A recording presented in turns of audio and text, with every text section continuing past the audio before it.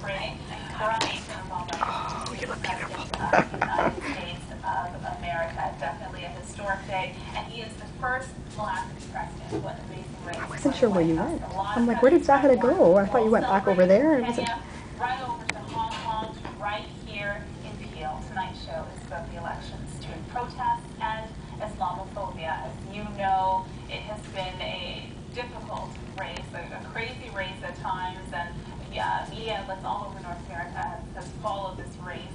At times it was very negative, especially early on in his campaign. Not only is he a Black man who does have some Islamic roots, but he is also a Christian. We want to hear your viewpoints about the elections in the United States, and what are your feelings, your thoughts? You think that this election will affect us here in Canada and in the region of Peel? Also, how will Democratic leadership affect us in the region of Peel? How do you feel about Islam? Do you think that race and religion do have a part to play in politics together? Give us a call live here at 905-848-LIVE or 848-5483. You can also email us at talk.local@rci.rogers.com. If you email us during the show, we will read your email live on the air. We have in studio joining me tonight Elizabeth Beer. She is the advisor for the Council for the Advancement of Muslim Professionals, and Sharon Hussain, she's the chair of the Federation of Muslims. I want to thank both of you for joining me tonight.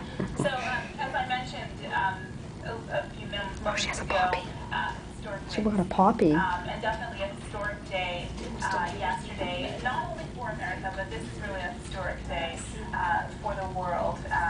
The leader of the United States is now going to be a Black man for the first time in history. Before we start talking about the politics of race, before we start talking about religion and what have you, I want to first find out your feelings about this win over Muslim view. I was in disbelief, even though we were rooting for him. There was an Obama party that I was at last night, and it was just a number of them, I'm sure.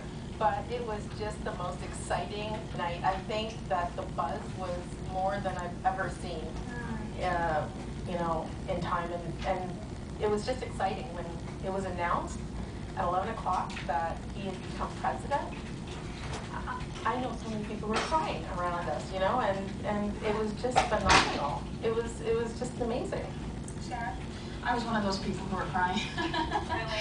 I was alive too. I think it was such a moving moment, and it is a historic moment, and you're living history.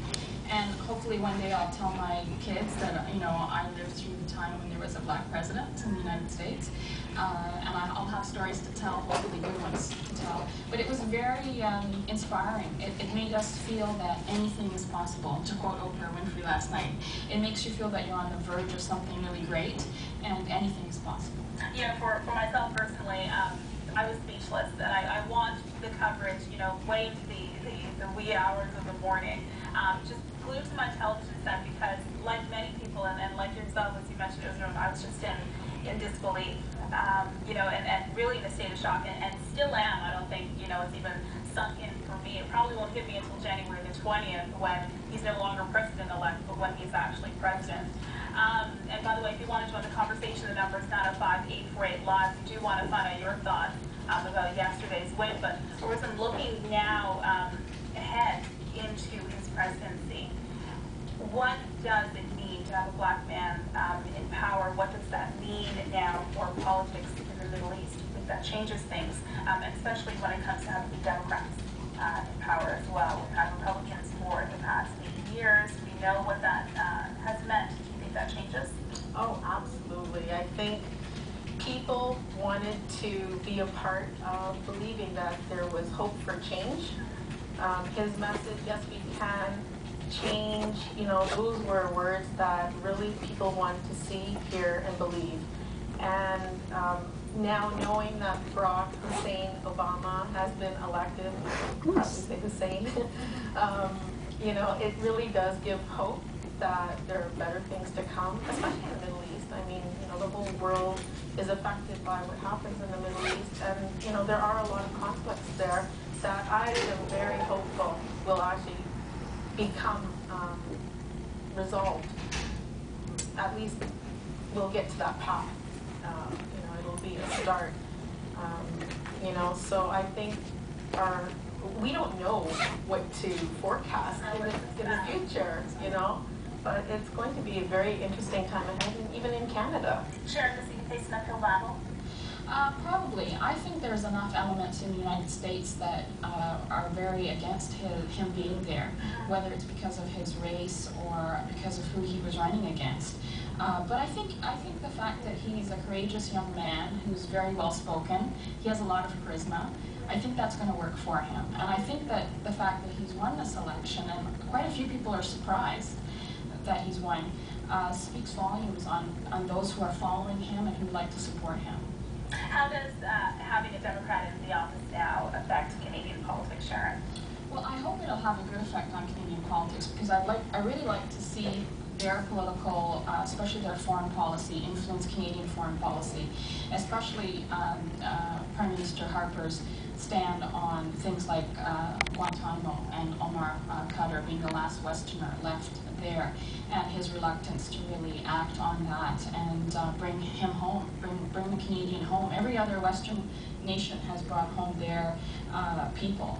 Ours is the last one there. I hope that, because it seems to me that Prime Minister Harper follows suit with American foreign policy, that he leads us in the right direction. And he has already spoken much about pulling out of Iraq. And I would really like to see that happen. I'd like to see a pulling out of Afghanistan, but he has a different, slightly different stand there. Over the room, there are a number of businesses here, right here in the region field, that do business with the states, that have a lot of trade relations with companies down in the states. How does having Democratic leadership affect us right here at home in the region? Well, knowing that Barack is walking into an economic crisis it's going to be definitely challenging for him, and whatever he's able to do in the U.S. will obviously impact businesses in Canada. I think there is hope that things will turn around because, as Obama said, he's got a plan for the economy to pick up, and that'll definitely mean increased employment. I mean, those are some of the challenges that Obama has ahead.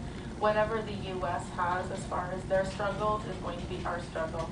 And so we've had a lot of impact with the recent announcement of Wall Street and the foreclosures and financial crisis, and it's been affecting Canadian businesses and politics here, and hopefully we can have a turnaround. But I think for the next little while we have a little bit of a shaky ride ahead, and there are some strategists that say, well, Republicans are sort of sitting back this time because they know of the challenges, so they're gonna watch Obama struggle, as and then come in strong when he hasn't been able to. But hopefully that's not the case.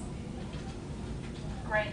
Okay, we're going to shift gears and also get into the issues of race and religion as it relates to politics as well. I'm not sure if you've heard of the issue that happened in the Mississauga Arundel riding with the Muslim candidate there. I think we should touch on it just because we are still talking about politics.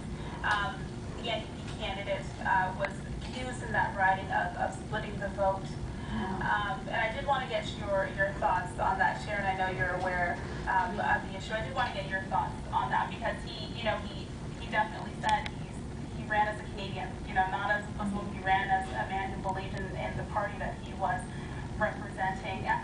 What do you think that says about local politics? Yeah, I really don't think that there's any blame on the NDP candidate at all. I think the diversity in the Muslim community in the GTA area is reflected on who we see running for positions.